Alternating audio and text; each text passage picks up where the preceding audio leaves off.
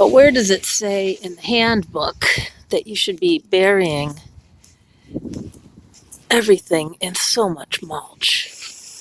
Wood chip mulch. I don't know. It's not, I've never found it to be successful.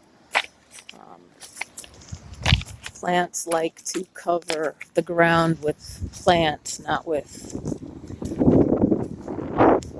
wood chip mulch. Plus, if you could plant this fully with plants, you would have more root penetration into the soil. And perennial plants, like grasses and sedges, have their roots die and deposit carbon into the soil, same as their tops die and are replenished consistently. So that is an excellent way to make the soil better.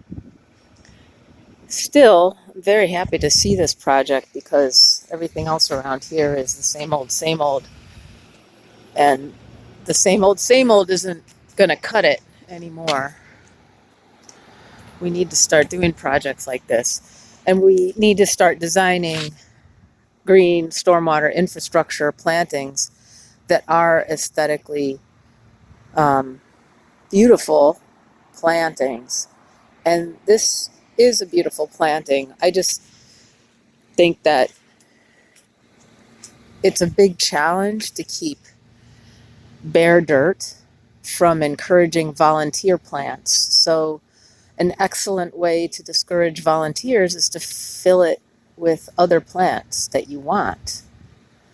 And then also, you don't have to worry about this whole wood chip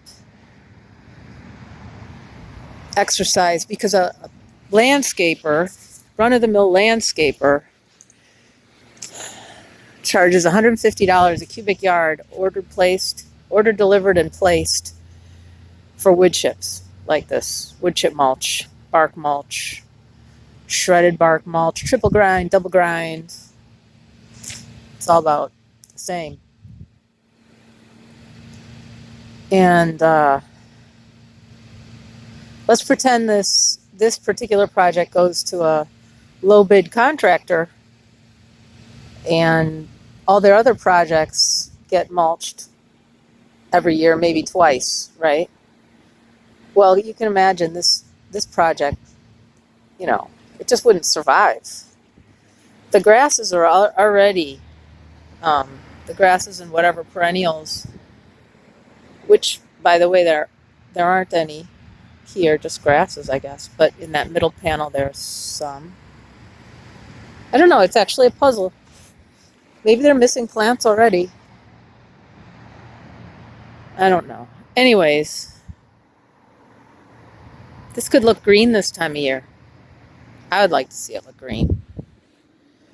Maybe someday they'll ask me to try to make it green, and it can be my problem. And somebody can come make videos and talk about my project without even asking me any questions. Well, I'm in. That's good. Hey, let's talk about one more thing. So when these shrubs come, they come in a pot. And this one, you can tell the pot was kind of shaped like that soil. I wonder if he's even rooted in. It's hard to say. Haven't found the soil yet. All right, so this plant is no less than 4 inches high out of the soil on this side. I feel a root, but it's not coming out into the soil because this isn't soil, it's mulch. So they may even be pruning themselves. Hopefully other places that there's better soil contact, they have better root penetration, but so far it's not looking great.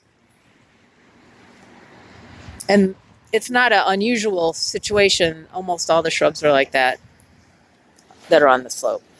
And that's one of the challenges of planting plants on a slope. But anyways, I overall really dig this project, or I wouldn't keep coming here to look at it. This is what I do for fun, folks. I know. It's crazy, right? I'm going to have to figure out who designed this. Maybe I can find some inside information and we can all learn more. Hey, let's take a look at these, this beautiful curb work. When was the last time you saw curb work that was so sculpted? And it survived its first winter. Look at that. Not bad, right? And that's aluminum edging. They bent it to make the vertical elevation adjustment or accommodation.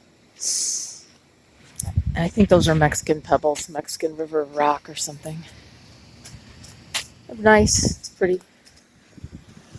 All right, let's go look at the narcissus. I think it's a narcissus. Don't hesitate to correct me. There's no I in team.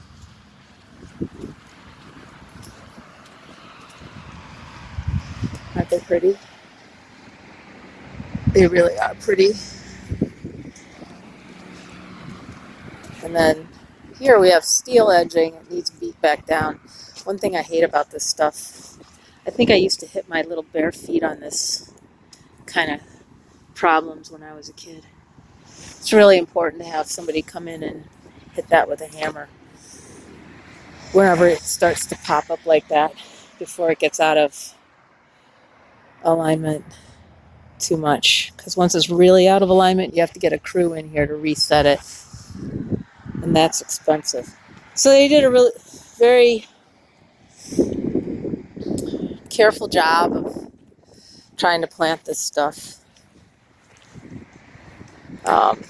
in a regular grid. And there's obviously a lot of different plants in here.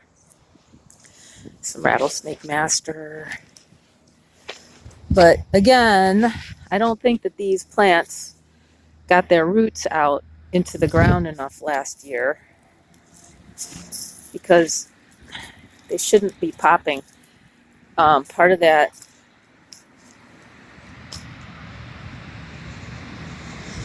I don't know what that plant is. Honestly, it looks a little bit like salvia, which could explain everything, except for I think it would be dead if it were salvia because it's pretty wet there. But all of these are popping. Every single one of that kind of plant. So one of the things that happens is you do an installation, and even if you do it kind of in the, quote, normal season, some of the plants prefer to send out their roots early in the year or later in the year or whenever. And then other times of the year, they put their energy into flowering or whatever. They all have their unique preferences. And some of them just can't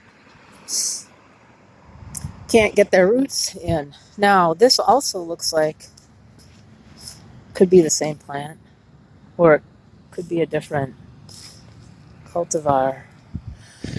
And those plants look a lot happier than these. So maybe they just had some water sitting in this really flat yard with I